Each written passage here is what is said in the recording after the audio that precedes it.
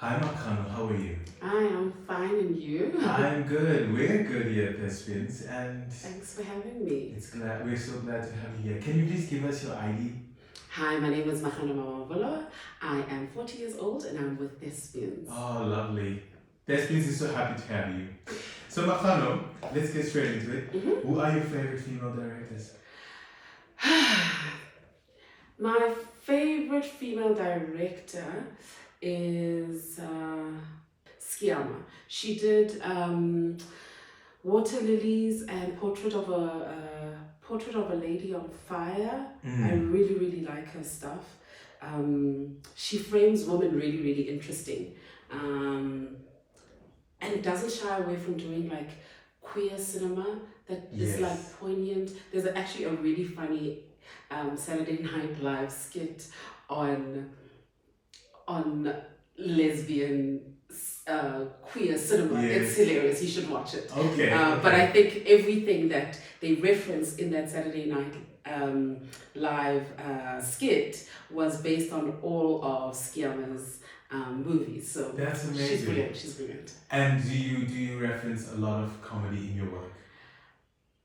Contrary to popular belief, yes, I realize I have been typecast as a comedy actress, but when I write, when I direct, and I guess I produce mostly the things that I write and direct, it's not my natural inclination to be funny on paper, but comedy comes naturally for me. It's like mathematics, you know, like 1 + 1 is laughter.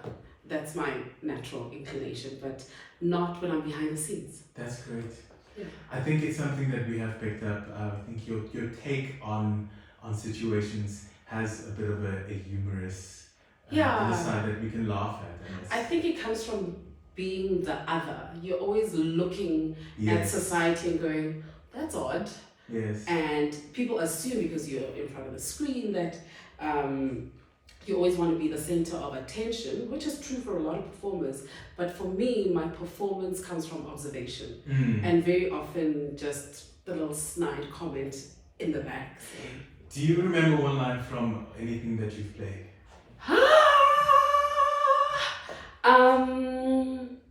It's actually from Miss Kwakwa. She had she used to have this thing called Superstardom Lessons, which she would give out as like badges out to people. And I think it was Superstardom Lesson number 9. Never forget where you come from. That way you'll always be sure to never go back there. Love it. I love it. That's a great motto to live by. So if that's not your motto, I would take that on. And I don't know, I always say Miss Kwakwa and I don't share politics. She has opinions that are really not my own. And I love where I come from.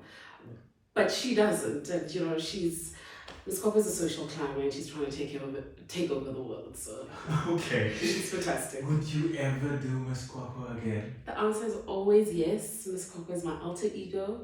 I plan to do her till the day I die. If there's ever any social commentary that needs to be said, Miss Kwakwa is literally like that bag of tricks that I can express the opinions that don't really resonate with my personal. She's my safety net. I feel like I missed an opportunity once when Jacob Zuma was the president. I had a whole plan of doing a new show, but I was really, really busy and I was really getting into film at the time. But it would have been a great show. Are you waiting for the right opportunity right now? No, what I need to do is be disciplined and write Miss Kwakwa skits all the time. We're waiting for it, please. Could you describe your dress code? I guess my dress code would be quirky, Afrocentric, I think. But I think you're very classy as well. Oh, wow. Thank you. So what's the one item of clothing you have to have or you can't live without? My headband. Absolutely. Yeah, I think I must have 50. I think that's your signature. Oh, I like that. Yeah. I feel like as an adult you should have a signature, and I'm slowly starting to accept that I'm an adult. So, No, absolutely. Are you in a relationship? Yes, I Are you am. happy? Are you in love? Yeah. I guess Beautiful. it's fair to ask if I'm happy. Yes, I'm happy. I've been with my partner for 9 years. Yeah, she's recently come back in the country, so we're finally living together for the first time, which for a 9-year relationship, it's nice for it to feel new. What does your partner think about Miss Kwakwa? She's never met Miss Kwakwa. Ah. She hears about Miss Kwakwa all the time, and it's always very interesting to see her reaction when people talk about Miss Kwakwa. She's dying to meet Miss Kwakwa. So. Has she seen any of your other productions? No, because she's mainly for the duration of our relationship, the bulk of our relationship. She's been doing her PhD abroad. So she hardly ever sees local TV. And anything that she's seen of me is the brief moments that she's been in the country and has seen an advert. Okay. I think she's seen one. And has she liked it, or what was the reaction like? She has a very interesting experience of me, the actress. She always just like beams. Like she can't believe that she is having an out-of-body experience of her own partner. Oh, I love it. And I really appreciate it because one of my insecurities is meeting someone who has their own preconceived idea of who I am, and I'm not quite sure what the alter ego, the alternative, what's the word, the ulterior motive is. So to meet someone that has never met me, has no concept of who I am, and loves me anyway, let's go. I think it's a good quality to have, that you're constantly learning and falling in love with the person. Yeah, Yes. yeah, I feel grateful. Have you ever splurged on something? I guess a house doesn't count because it's a basic human need. A dress. Yes. It's an embarrassment. It was always for Miss Kwakwa. She's the problem. I was asked to MC a function and do a surprise skit of Miss Kwakwa once upon a time. So I just moved into my previous house and I hadn't bought all my furniture yet. So I was needing to buy a fridge. Then I got this gig and I was like, I went to this like designer store. They're not there anymore, hip hop. They used to have these gorgeous ball gowns. And I got there and I found like the perfect ball gown for Miss Kwakwa. And I was like, I guess Miss Kwakwa has to have her own repertoire of outfits. And I spent the money I was meant to use to buy my fridge on a ball gown for Miss Kwakwa. So we had no fridge, but we had a dress. Yes, and it looked cute. I've worn it once. It's never fit me ever again. So not my wisest decision. Yeah. What's next for Makgano? I am gearing up to directing my first feature film. So I'm really, really excited to officially call myself a queer filmmaker. It's a lesbian feature film that I finally finished writing in 2020 when everybody finally had the time to finish the things they've always wanted to do. That's what I used with my time in 2020. I finished my feature film script, got some funding from the National Film and Video Foundation.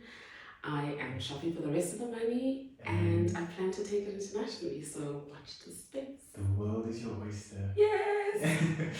One word of advice for anyone starting out in this industry. Don't give up. That's not true. I usually discourage people from doing it. Purely as a test to figure out if you're in it for the right reasons, because it is a vocation. It is a calling, and not just a hobby. You know, normal people, average people have film as a hobby. So yeah, I guess two answers. One is make sure that this is something that will sustain you even when the days are dark, and there will be many. And two, get a hobby. Like normal people have hobbies, like film as a hobby. So don't be a filmmaker who has film as your hobby. It will literally eat you up from the inside. So beautiful. Be a well-rounded human being. This is really also just a job. Like there are plumbers in life, there are dentists in life, there are actors. And 2020 has taught us that we also need entertainment. What we do is part of like the chain of of society's survival. So respect yourself in that sense. It's something that people need, so respect your audience. Thank you, Makgano. It's been lovely sitting with you, and you. the inspiration just flows. Thank you so much. Pleasure. And we wish you all the best. Thank you.